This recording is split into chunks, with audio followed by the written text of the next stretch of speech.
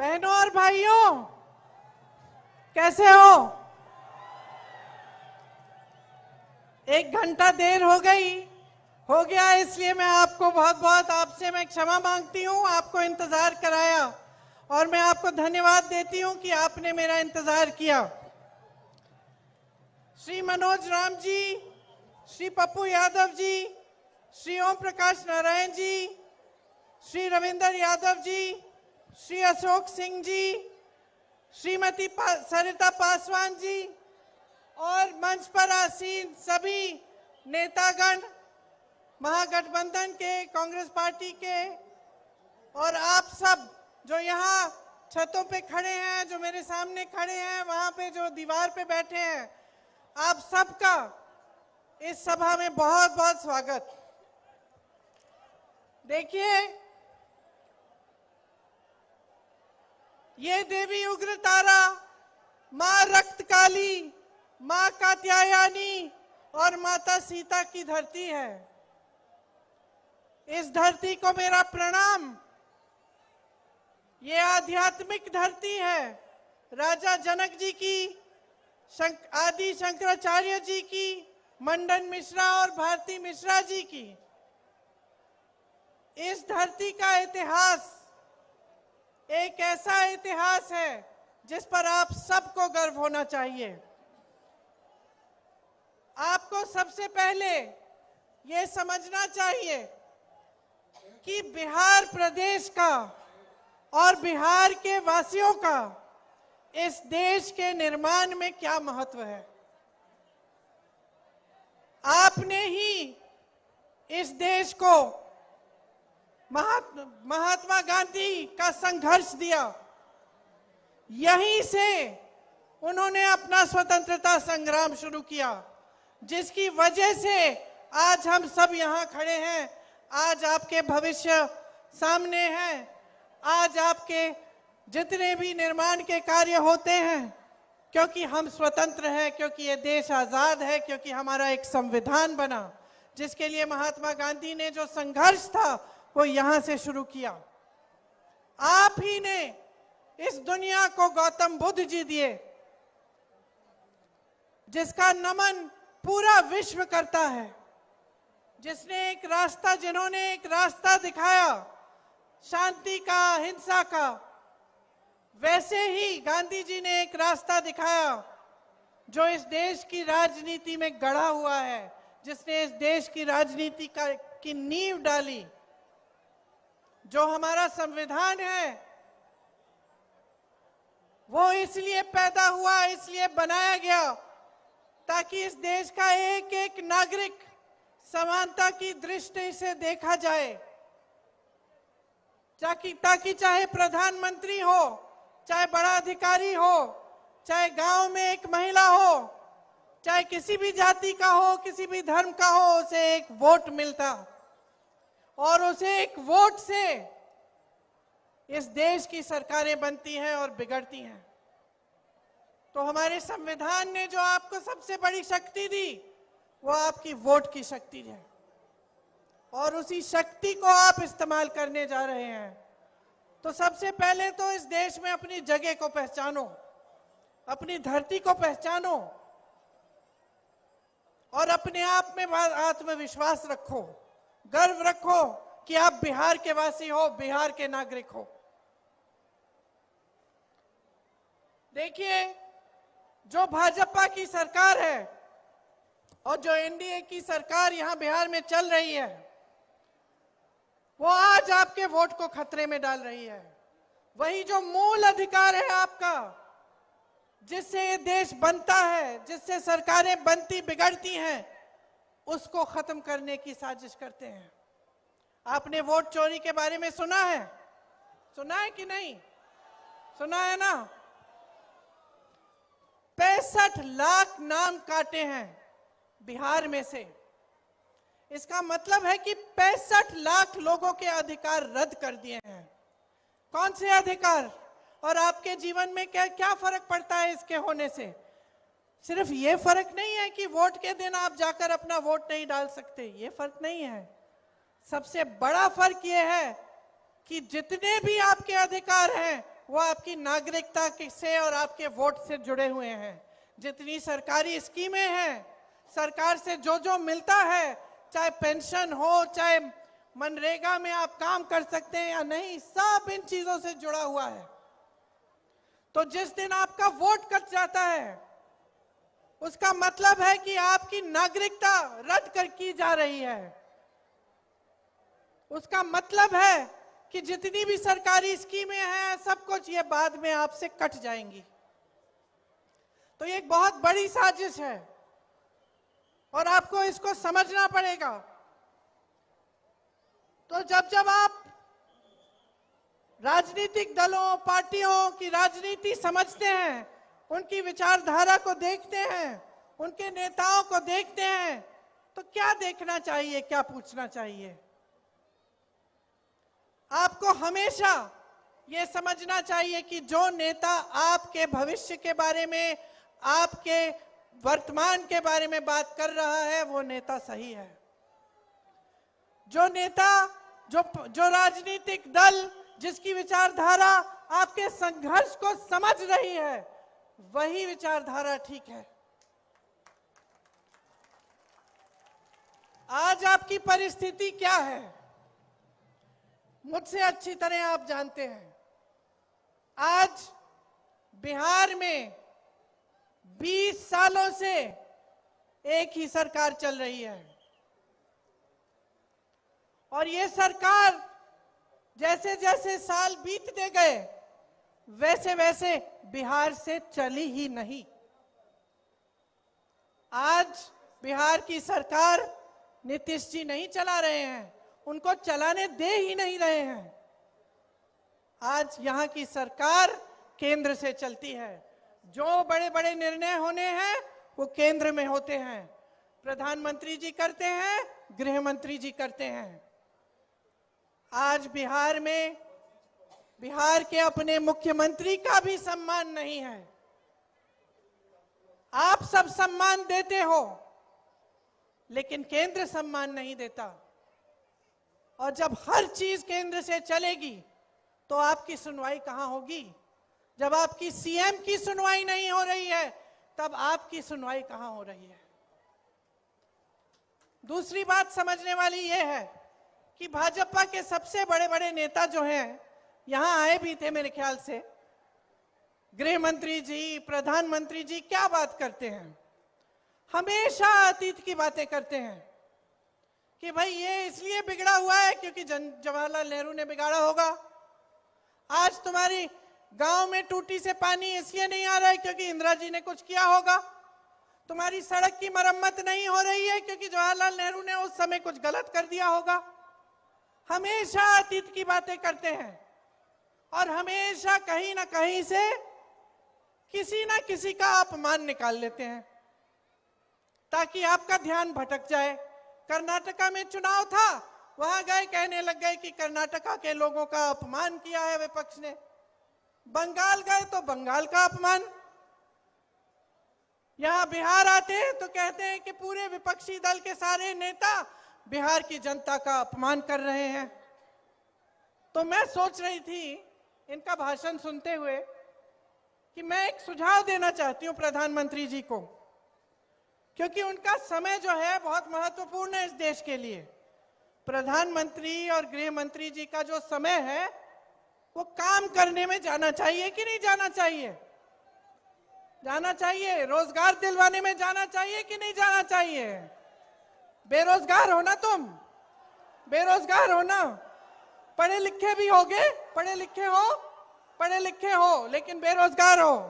तो प्रधानमंत्री जी का जो समय है वो रोजगार दिलवाने में, विकास लाने में, बड़े बड़े उद्योगों को लगवाने में लगना चाहिए।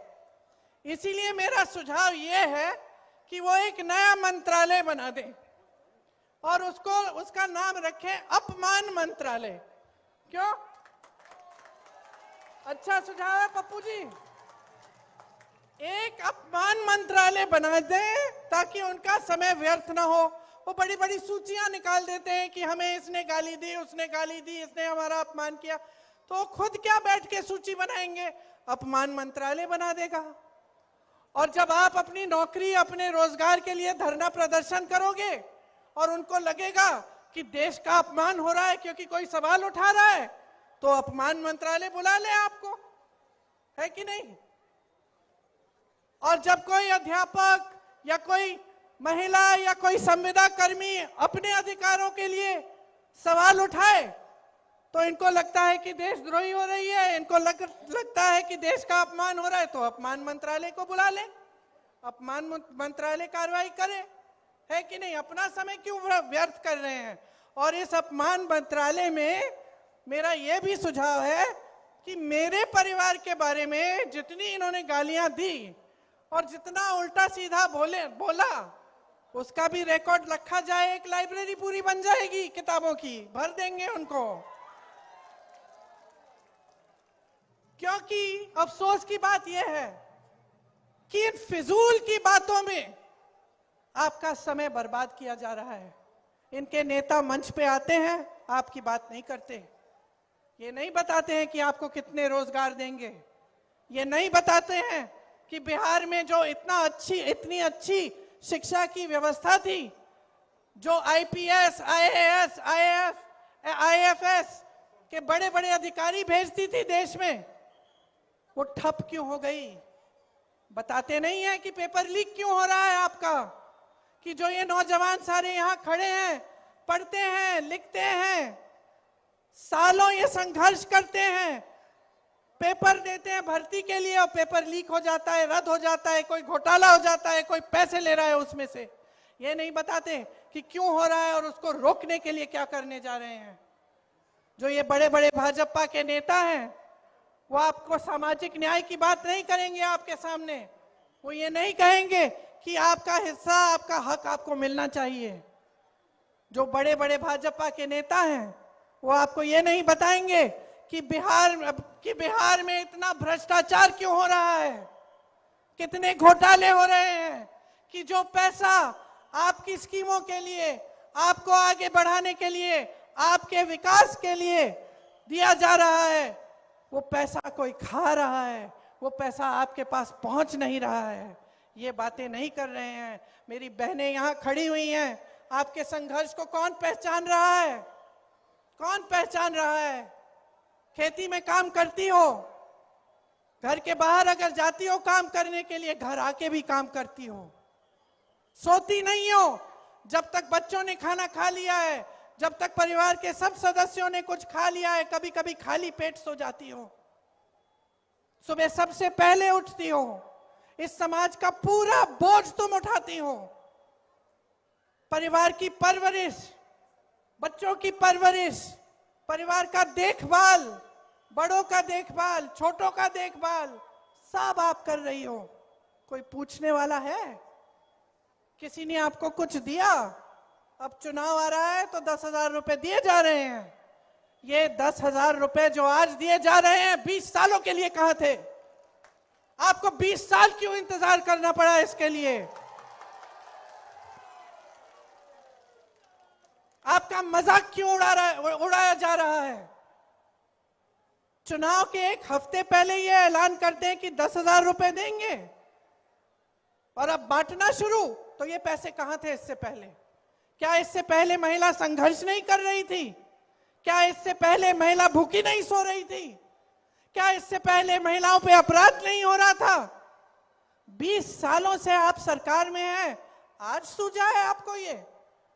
इसका मतलब क्या है बहनों? समझ लो अच्छी तरह। आपकी कोई सहेली है जिसका पति पीता है? रोज घर आके मारता होगा, तो रोज घर आके अगर मारता है और एक दिन अचानक कहने लगा कि लो मैं तुम्हारे लिए एक महल बनाने वाला हूं, अब मैं तुमको बहुत अच्छी तरह रखूंगा, मैं कभी तुम्हें मारूंगा नहीं, मैं हमेशा तुमसे अच्छी तरह बात करूंगा, तो तुम क्या कहोगी अपनी सहेली को? इसकी बातों में मत पड़ो बहन, यही कहोगी ना? कहोगी इसकी बातों में मत पड़ो बहन, जो ये रोज करता है उसको देखो, आज कह रहा है कल फिर से पीटेगा, यही कहोगी ना? यही कहोगी ना? क्योंकि महिलाएं जो हैं नियत को पहचानना जानती हैं। मैं भी महिला हूं, मैं जानती हूं, नियत को पहचानना जानते हैं हम जानते हैं कि कौन करता है हमारे लिए और कौन नहीं करता। हम जानते हैं कि 20 सालों से हम भटक रहे हैं, हम संघर्ष कर रहे हैं, हमारी कोई सुनवाई नहीं है। और चुनाव के एक हफ्ते पहले आपने 10,000 रुपए देना शुरू कर दिया। बहनों, 10,000 रुपए ले लो, लेकिन अपना वोट मत दो।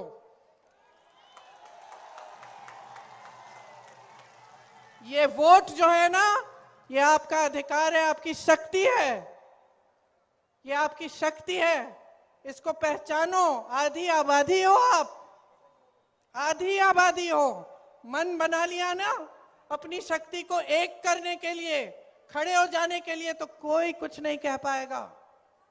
मन बना लो कि एक ऐसी सरकार चाहिए जो आपके बच्चों का, आपका और आपके परिवारों का भविष्य को देखे और उज्जवल बनाए।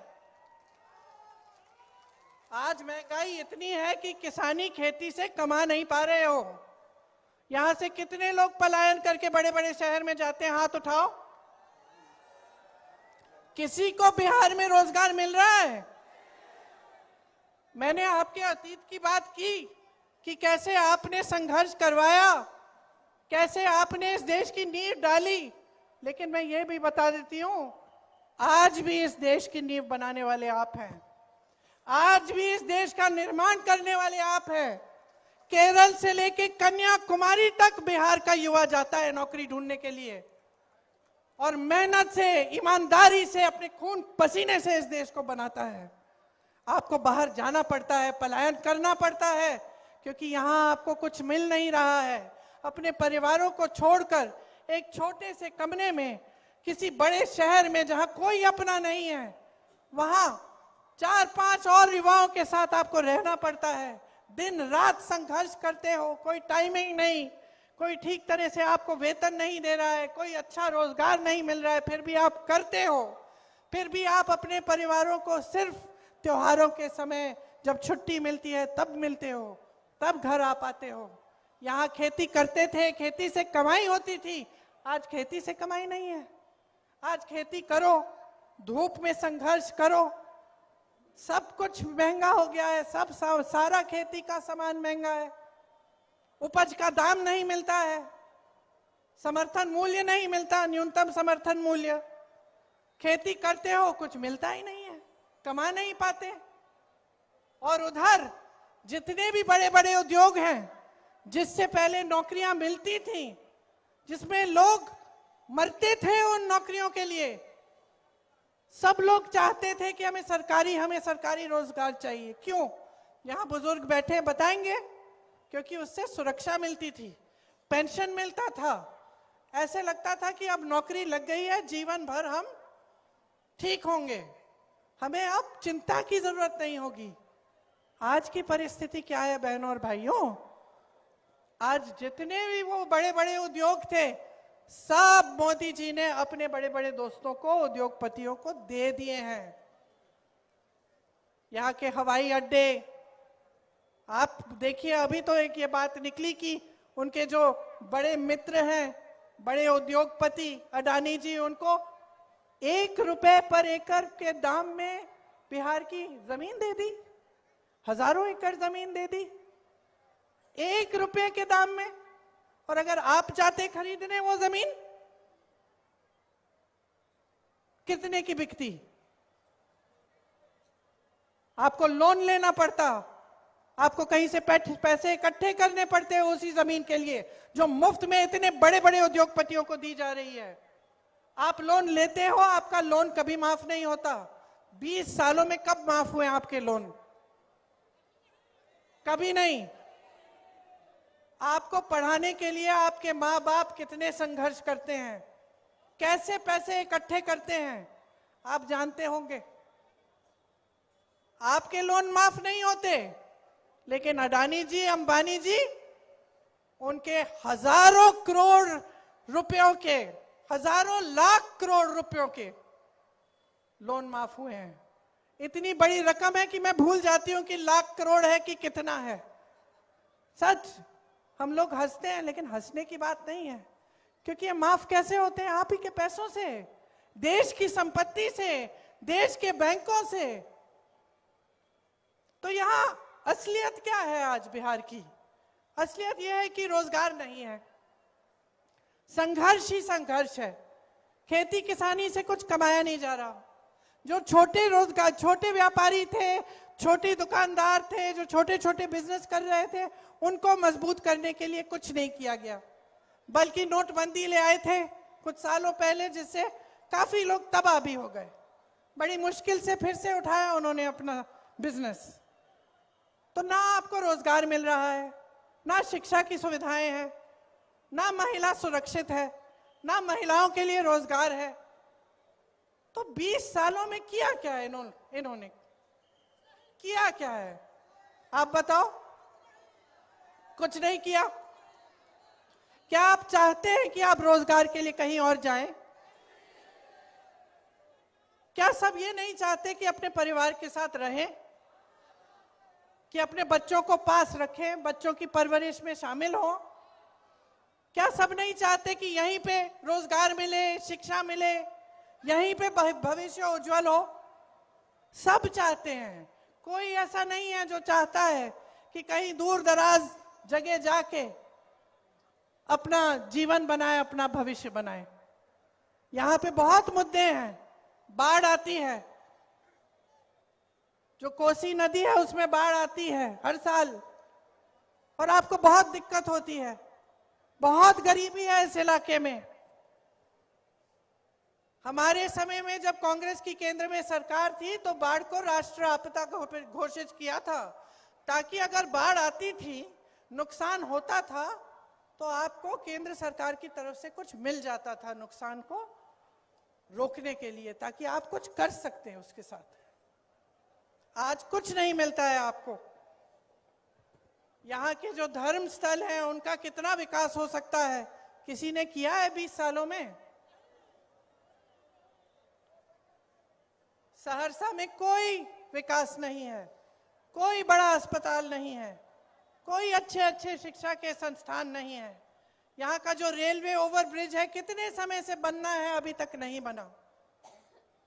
तो ये सब आपकी समस्याएं हैं। और अगर जब तक आप एक एक नेता को इन समस्याओं के लिए जिम्मेदार नहीं बनाएंगे, जब तक आप अपनी आवाज उठाएंगे नहीं, जब तक आप अपनी शक्ति को पहचानेंगे नहीं, जब तक आप हर नेता को ये नहीं कहोगे कि तुम यहां आकर मुझे वादे करोगे, अगर पूरा नहीं हुआ तो तुमको निकाल देंगे, खदेड़ देंगे, तब तक कुछ नहीं बदलने वाला। और मैं सिर्फ भाजपा के नेता के बारे में नहीं कह रही हूं, मैं कह रही हूं कि आज मैं आपके सामने आई हूं। अगर मैं कुछ वादे करके गई और वो वादे पूरे नहीं हुए, तो मुझे भी आप कह देना कि अगली बार मत आओ। यहां प्रधानमंत्री जी, अमित शाह जी आते हैं, बोलते हैं मैं कितना दूं बिहार को, कितना पे बताओ, 50 करोड़ दूं, 75 करोड़ दूं। पूछिए 20 सालों में क्यों नहीं दिया? पूछिए उनसे, कहिए उनको कि यहां हमारा गुजारा नहीं हो पा रहा है, हम दुकान जाते हैं, कुछ खरीद नहीं पा रहे हैं त्योहार के लिए। त्योहार आता है, जी घबराता है कि दिवाली आ रही है, छठ का त्योहार है, मेहमान आएंगे, खाना कैसे खिलाएंगे, बच्चा बीमार होगा, दवाई कैसे दिलवाएंगे, घबराहट होती है। समझाओ इनको, क्योंकि अंधे हो गए हैं, देख नहीं रहे हैं ये लोग, समझ नहीं पा रहे हैं कि किस दलदल में इन्होंने डाल दिया इस देश की जनता को। किस दलदल में खड़े हो आप कि सामने भविष्य नहीं दिख रहा है, रोजगार नहीं दिख रहा है, शिक्षा हो जाती है, नौजवान लड़का है, नौजवान लड़कियां हैं, इंतजार करती रहती हैं कि नियुक्तियां हो जाएंगी, हमने पेपर दिया है, हमने इम्तिहान दिया है, नौकरी के लिए मिल जाएगी, मिल जाएगी। आपको मालूम है, यूपी में एक लड़का मिला मुझे, और ऐसे हजारों लड़के होंगे, हजारों होंगे। उसने कहा दीदी मेरी शादी तक नहीं हुई। मैंने कहा क्या हुआ? कहता है मैं 28 साल का हो गया हूं, मैंने सारी पढ़ाई लिखाई की है, मैंने पेपर दिया, फिर से दिया, फिर से दिया, और मैं इंतजार करता रहता हूं कि मेरी नियुक्ति हो जाएगी, लिस्ट निकल आएगी। वो लिस्ट ही नहीं निकलती। फिर मैं सोचता हूं कि कहाँ मैं जाके किसी दूसरी नई नौकरी के लिए एप्लीकेशन लगाऊंगा, इसी के लिए इंतजार कर लेता हूं। इतना संघर्ष किया और करते करते करते साल निकल गए, लड़का बड़ा हो गया, शादी भी नहीं हो पाई, रोजगार भी नहीं मिला। ऐसा सिर्फ एक जने के साथ नहीं है, तमाम नौजवानों की ये हालत है। तो बदलाव लाना है और बदलाव आपके हाथों में है। यही तो सुंदरता है हमारे देश के बारे में। हमारा लोकतंत्र है, और लोकतंत्र का मतलब है कि हमारे संविधान ने आपको वोट दिया, जिससे आप किसी की भी सरकार निकाल सकते हो, आप कोई भी सरकार बदल सकते हो। तो जागोगे कि नहीं? नहीं, मुझे सुनाई नहीं दिया, फिर से बोलो, जागोगे कि नहीं? बदलनी है अपनी परिस्थिति की नहीं? रोजगार यहां चाहिए कि नहीं चाहिए? बोलो, हमें चाहिए। बोलो, शिक्षा हमें यहां चाहिए। बोलो, चाहिए। और अपना मन बनाओ, चुनाव आ रहा है, आने दो सबको मंच पे, देने दो बढ़िया बढ़िया भाषण, सुन लो सबकी बातें, लेकिन उनकी बातों का आकलन करो। अपनी समझदारी, अपने विवेक का इस्तेमाल करो। क्या किया है उन्होंने 20 सालों में, उसको ठीक तरह से समझो। खास तौर से मेरी बहनें, हमें लगता है कि कोई हमें कुछ दे रहा है तो हमारा भी उनके प्रति कोई एहसान होता है, चलो 10,000 रुपए दे दिए, हम वोट डाल देते हैं। नहीं, नहीं बहनों, नहीं। जैसे मैंने कहा, जो दे रहे हैं ले लो, लेकिन अपने आप को मत भूलो, अपने बच्चों को मत भूलो, अपने परिवार को मत भूलो, अपने समाज को मत भूलो, और अपने बिहार को मत भूलो। ये आपकी धरती है, आपकी धरती है। गर्व करो इस पे। इसमें कितनी काबिलियत है, लेकिन उस काबिलियत को व्यर्थ किया जा रहा है। अगर आप सबकी काबिलियत, इतने सारे नौजवान जो जाके बाहर काम करते हैं, अगर यहाँ काम करते, अगर यहाँ निर्माण होता, यहाँ के जो उद्योग कांग्रेस के जमाने में लगाए गए थे, उनको अगर ठीक से चलाया जाता, तो कितना यहाँ पे कितनी प्रगति होती, कितना विकास होता। तो अब मन बना लो। कांग्रेस पार्टी और जो महागठबंधन है, उन्होंने कई चीजें तय की हैं कि हमारी सरकार आएगी तो आपके लिए क्या क्या हम करेंगे। उसकी सूची मेरे पास यहाँ है, तो मैं आपको पढ़ के सुनाती हूँ। देखिए, जो युवा यहाँ खड़े हैं बेरोजगार, आप जब परीक्षा देते हो नौकरियों के लिए, तो आपकी जो परीक्षा की फीस है उसे हम रद्द करने जा रहे हैं। परीक्षा का जो केंद्र है, जहां परीक्षा देने जाओगे, वहां तक आने जाने का जो खर्चा है वो आपको दिया जाएगा, मुफ्त यात्रा होगी आपकी। एक जॉब कैलेंडर बनेगा। जॉब कैलेंडर का मतलब, जिस दिन आपकी परीक्षा होगी, जिस दिन रिजल्ट आएगा, जिस दिन आपकी नियुक्तियां होंगी, वो सब चीजें जॉब कैलेंडर पे हम लगा के, हम सारा पहले से हम तय करेंगे। और किसी ने उसके साथ खिलवाड़ किया, किसी ने इधर उधर किया, तो उस पर सख्त कार्रवाई होगी। ये जो पेपर लीक का काम हो रहा है, जिसमें सब मिले हुए हैं और सब पैसे बना रहे हैं और आप बेरोजगार रह रहे हो, इसको रोकेंगे हम, ये नहीं होने देंगे। हर परिवार में जहां नौकरी नहीं है, उस परिवार में सरकारी नौकरी मिलेगी। प्रदेश में 2000 एकड़ की एजुकेशन सिटी और इंडस्ट्रियल क्लस्टर्स बनाए जाएंगे, आपकी शिक्षा के लिए और रोजगार के लिए। अगर आप अपना छोटा सा व्यापार शुरू करना चाहते हैं, जो नौजवान है वो सुने, कुछ अपना बिजनेस करना चाहते हैं, गरीब परिवार से आते हो, पैसे नहीं है, 2 लाख रुपए आपको दिए जाएंगे अपने बिजनेस को शुरू करने के लिए। आज लाखों सरकारी पद खाली पड़े हुए हैं, इनमें नियुक्तियां की जाएंगी और खास विशेष आरक्षण बिहार के वासियों को मिलेंगे। 3 साल की जो डिग्री है आपकी, इसे आप 3 साल में खत्म करेंगे। आपको 6-7 साल इंतजार नहीं करना पड़ेगा और आवासीय अंग्रेजी मॉडल विद्यालय बनवाएंगे। मेरी बहनें, मैं जानती हूं कि आपका सबसे ज्यादा संघर्ष आप करती हैं, सबसे ज्यादा। आपको आगे बढ़ना भी पड़ता है, बच्चियों को पढ़ाना भी पड़ता है, तब भी संघर्ष है। समाज भी सहायता नहीं करता ठीक ढंग से, न सरकार से आपको ठीक ढंग से सहायता मिलती है।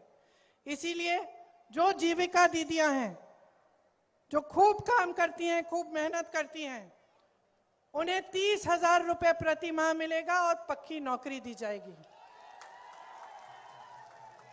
प्रत्येक अनुमंडल में महिला कॉलेज की स्थापना की जाएगी। विधवा और वृद्ध जनों का जो पेंशन है वो 1,500 रुपए मिलेगा और हर वर्ष उसको 200 रुपए बढ़ाएंगे। मेरी बहनें, माई बहन मान योजना के तहत आपको 2,500 रुपए प्रति माह सीधे आपके खाते में दिए जाएंगे। ये चुनाव के समय का 10,000 रुपए की घूस नहीं है, ये आपको हर महीने मिलेंगे। आज आपको 10,000 मिल रहे हैं, क्या पता आगे वो दें या ना दें जब चुनाव खत्म हो जाएगा। 20 सालों से तो दिया नहीं। लेकिन आप कांग्रेस की सरकारों को देखो, कर्नाटका में, तेलंगाना में महिलाओं को हर महीने पैसे मिल रहे हैं और उसी तरह से हम यहां पे भी करेंगे। भूमिहीन परिवारों को मकान हेतु 3 से 5 डिसमिल जमीन दी जाएगी और वो जमीन परिवार की महिलाओं के नाम की जाएगी, तो आपके नाम जमीन दी जाएगी। राजस्थान में कांग्रेस की सरकार थी, वहां 25 लाख रुपए स्वास्थ्य बीमा मिलता था। इसका मतलब है कि कोई भी इलाज हो, कोई भी बीमारी हो, कैंसर हो, हार्ट की बीमारी हो, आपको हार्ट का ऑपरेशन कराना है, आपको कैंसर के लिए कीमोथेरेपी का इलाज कराना है, आपको 25 लाख रुपए तक मुफ्त का इलाज मिलेगा। फिर से खोखली बात नहीं है, ये किया था कांग्रेस की सरकार ने राजस्थान में। मैं खुद मिली उन लोगों से जिनकी पूरी हार्ट की सर्जरी हुई और 1 पैसा 1 रुपया नहीं देना पड़ा। रो रहे थे वो लोग जब मुझे मिले, कहा कि ऐसी स्कीम, इतनी अच्छी स्कीम है, पूरे देश भर में लागू कराओ। तो इसलिए हम बिहार में लागू कराना चाहते हैं। जो सरकारी अधिकारी है, जो सरकारी नौकरी करते हैं, वो हमेशा पुरानी पेंशन की बात करते हैं। पुरानी पेंशन चाहते हैं और पुराना पेंशन आपको बिहार में अगर हमारी सरकार आएगी तो मिलेगा। ये जो संविदा कर्मियों और आउटसोर्सिंग पर जो काम करते हैं, इस पर कार्यरत कर्मचारियों को स्थायी बनाया जाएगा ताकि आपको घबराहट ना हो, आपकी भी नौकरी स्थायी हो जाए। 5 नए एक्सप्रेसवे बनाए जाएंगे। दिव्यांग पेंशन 3,000 रुपए का दिया जाएगा और किसान भाइयों के लिए न्यूनतम समर्थन मूल्य का हम गारंटी दे रहे हैं। मंडी की व्यवस्था बनाएंगे। मनरेगा में 300 रुपए प्रतिदिन आपको मिलेंगे और काम के दिन हम 2 गुना करेंगे। 200 यूनिट बिजली आपको हम मुफ्त दिलवाएंगे। पंचायती राज एवं नगर निकायों में ईबीसी आरक्षण 30% और एससी आरक्षण 20% किया जाएगा। अति पिछड़ा वर्ग अत्याचार निवारण अधिनियम बनाया जाएगा आप पर अत्याचार रोकने के लिए। निजी शिक्षा संस्थानों में भी आरक्षण लागू होगा। ये सारे काम हम करना चाहते हैं और हम चाहते हैं कि बिहार का एक एक वासी आगे बढ़े, कि आपकी प्रगति हो, कि ये जो पलायन की जो समस्या है ये खत्म हो जाए, कि आपको यहाँ रोजगार मिले, आपके हाथ यहाँ मजबूत बने। और मेरी बहनें, आपके लिए हम चाहते हैं कि आपके भविष्य अच्छे बने, कि आपकी घबराहट दूर हो जाए, आपको शक्ति मिले। तो आप अगर अपने आप को, जनता को मजबूती देने का काम करना चाहते हैं तो आप महागठबंधन की सरकार लाइए। आइए, इनको जानते हैं आप? जानते हैं? ये खूब संघर्षशील है, मेहनती है और ईमानदारी से आपके लिए काम करेंगी। सरिता पासवान जी महागठबंधन की यहाँ की उम्मीदवार हैं। आप इनके हाथ मजबूत करिए, इससे आपकी शक्ति बढ़ेगी, आप मजबूत होंगे और आपका एक उज्जवल भविष्य बनेगा। तो आपने मेरी सारी बातें बड़ी ध्यान से सुनी है। आशा है कि जिस दिन पोलिंग है, जिस दिन आपको वोट डालने जाना होगा, उस दिन भी आप मेरी बातों को याद रखेंगे, अपने दिल में रखेंगे और अपना वोट अपने ही लिए डालेंगे। बिहार के लिए, अपने परिवार के लिए, अपने गांव के लिए, अपने समाज के लिए, अपने शहर के लिए, अपने महान प्रदेश के लिए जिसने इस देश का निर्माण किया। एक बार मेरे साथ बोलिए, बिहार की धरती की जय, बिहार की धरती की जय, बिहार की धरती की जय। जय हिंद।